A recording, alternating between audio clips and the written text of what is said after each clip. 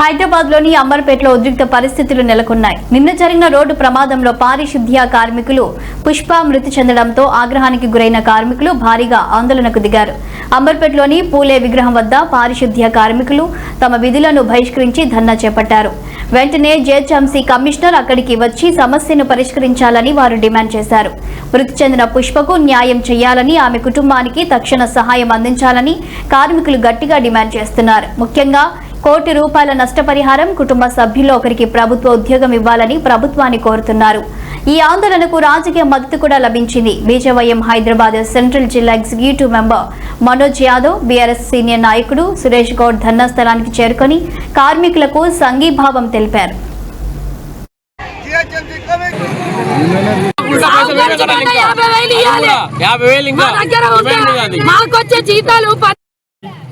ఆమె చనిపోవడం చాలా బాధాకరణం. మరియు ఈ ఐక్యప్ వ్యవస్థలో చాలా రోజుల నుంచి ఒక టాపిక్ పోలీసులు ఉండలేదు.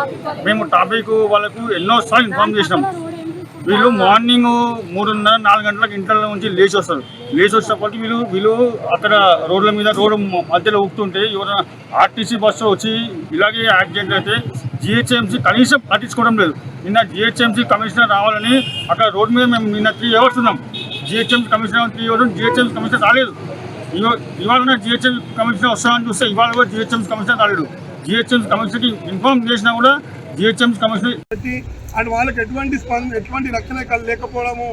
ఈరోజు ఆర్టీసీ వాళ్ళు 2 వీలర్గా నడిపించినట్టుగా బళ్ళు నడిపిస్తున్నారు. వేగాన్ని తగ్గించి దృష్టిలో పెట్టుకోకుండా వాళ్ళు ఇష్టానుసారంగా బళ్ళు నడిపిస్తున్నారు. బస్ అంటే 2 వీలర్ కాదు, ఒక సైకిల్ కాదు, ఆ 50 మందిని తీసుకుపోయి ఒక పెద్ద వెహికల్ కాబట్టి అన్ని దృష్టిలో చూసుకొని పోవాలి. ఎందుకంటే కార్మికులు ఉదయం 5 గంటల నుండి పొద్దున్న 10 గంటల వరకు వాళ్ళు రోడ్లపై పనిచేస్తుంటారు. వాళ్ళకి ఎటువంటి భద్రత లేదు. 2 నెలల క్రితం, 1 నెల క్రితం కూడా ఒక సీపర్ రామంతాపూర్లో కూడా ఇదే సంఘటన బుల్లెట్తో కొట్టి వెళ్ళిపోయారు. ఇట్లాంటి ఎన్నో సంఘటనలు జరుగుతున్నాయి. కాబట్టి కమిషనర్ గారు వెంటనే స్పందించి వీళ్ళకు రక్షణ కల్పించి వీళ్ళకు న్యాయం జరిగేలా కోరుతున్నాము. అంతేకాదు నిన్న మరణించిన పిల్లలను, భర్తలను, అందరినీ కుటుంబాన్ని విడిచిపెట్టొచ్చి రోడ్డు మీద చచ్చిపోతే న్యాయం, లేకపోతే ఇంకెవరు చేస్తారు మాకు న్యాయం? కమిషనర్ రావాలి.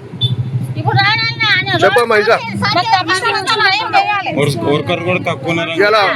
మీరు పని చేసి రమ్మా